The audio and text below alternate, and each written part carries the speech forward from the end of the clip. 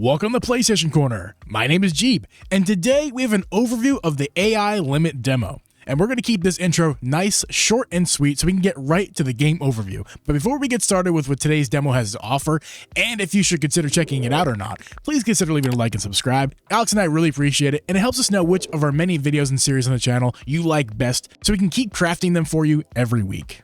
So, like I said, let's get right into this. Yesterday, I spent around an hour and a half playing through the demo for AI Limit, an upcoming anime-inspired post-apocalyptic Souls-like action RPG. I made my run on the regular PS5, which is the version I'll be discussing, and there is no PS5 Pro update for the game as of yet. In AI Limit, you play as Arrisa, a blader with amnesia tasked with repairing the branches. Essentially the game's version of lighting campfires, or something like from Elden Ring or Jedi Fallen Order, two games I played with similar save point systems, in hopes of recovering your lost memories. You wake up in a puddle in the sewer, and you just start kind of exploring.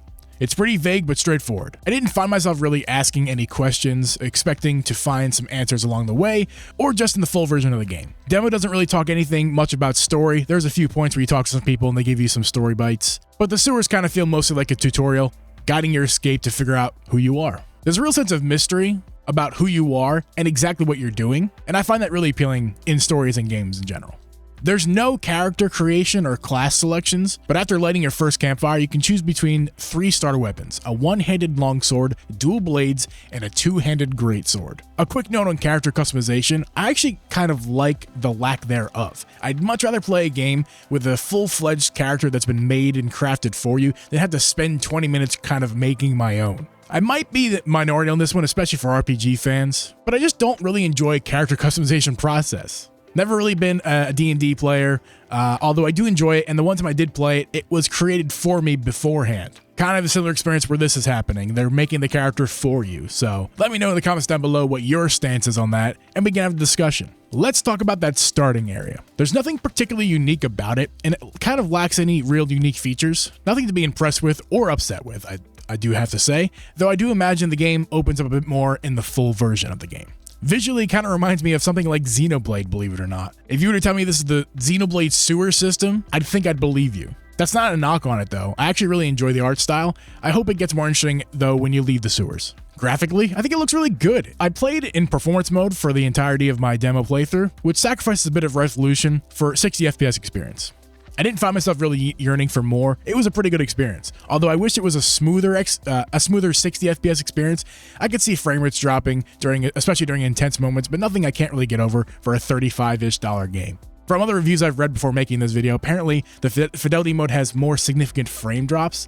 From my experience though, it was more just acceptable. Just keep in mind though, if you opt for fidelity mode, you might have some varying frame rates, as to be expected though. And just a quick note as well, it's yet to be determined what it kind of runs like outside the sewer, if there really is any world outside the sewers. We don't really know anything about that yet, so TBD on how the game performs in general. But in the demo, on performance mode, I had a good experience. All right, Editor Jeep here, and I just want to throw a quick note here that I did find some footage of non-sewer gameplay that was shown at the Game Awards last year, I should say, from 2024.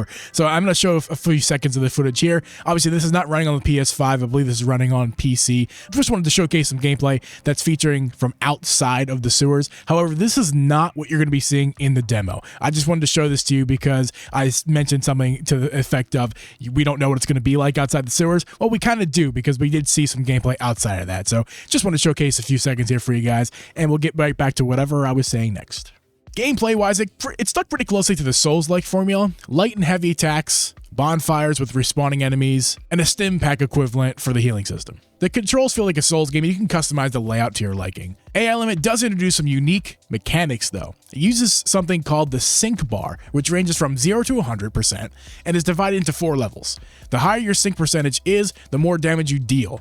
Attacking enemies fills the bar, but using abilities like spells, weapons, skills, shields, or parries consumes your sync bar. It's an interesting system that forces you to balance between dealing higher physical damage or using your abilities. I didn't find myself using that sync bar that often, however, which might be the reason I struggled a bit with my encounters that I faced during the demo.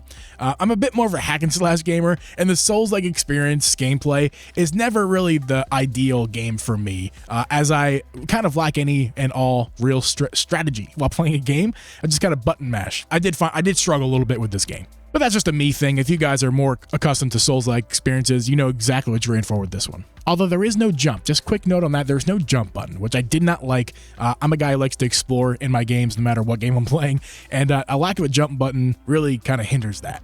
For me, again, this is more me problems, but remembering to heal is always a struggle. Like when I hit the healing button twice and I waste one of my 3 potions that I have to my disposal before I go save again.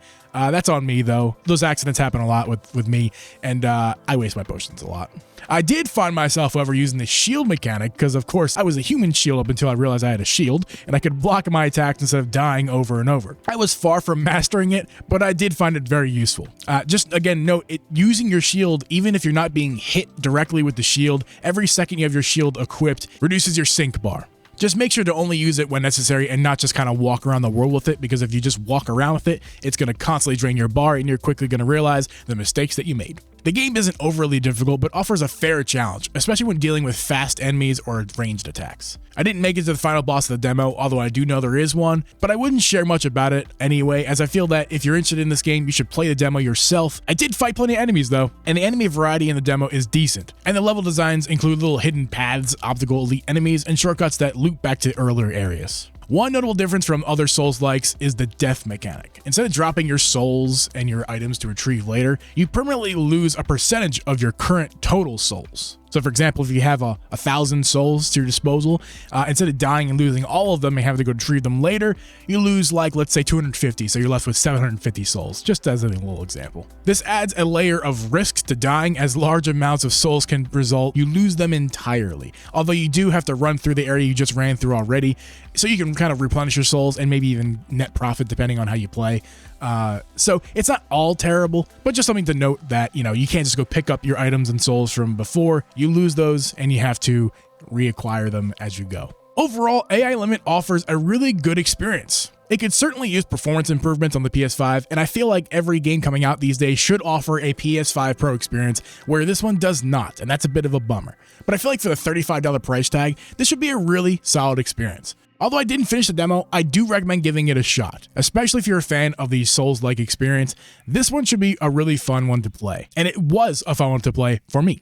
Again, this is not a review, just an overview of the free demo, but I think you're going to be happily surprised, as this game offers a high delight to dollar ratio for an action-adventure RPG and Souls-like fans. And this one might be a good game to start with if you're trying to get into Souls-like experiences. Like for me, I'm very much a noob with Souls-like games, and this one was really palatable for me. I didn't find it too frustrating. I found Elden Ring 100,000 times more frustrating than this one. So if you want to give this one a try, I do recommend it, especially if you're a new fan to the genre. And what's really cool about it, again, as the point of this video, without even spending a dime, you can check out a large portion of the experience for yourself. So that's going to wrap up today's overview of the AI Limit demo.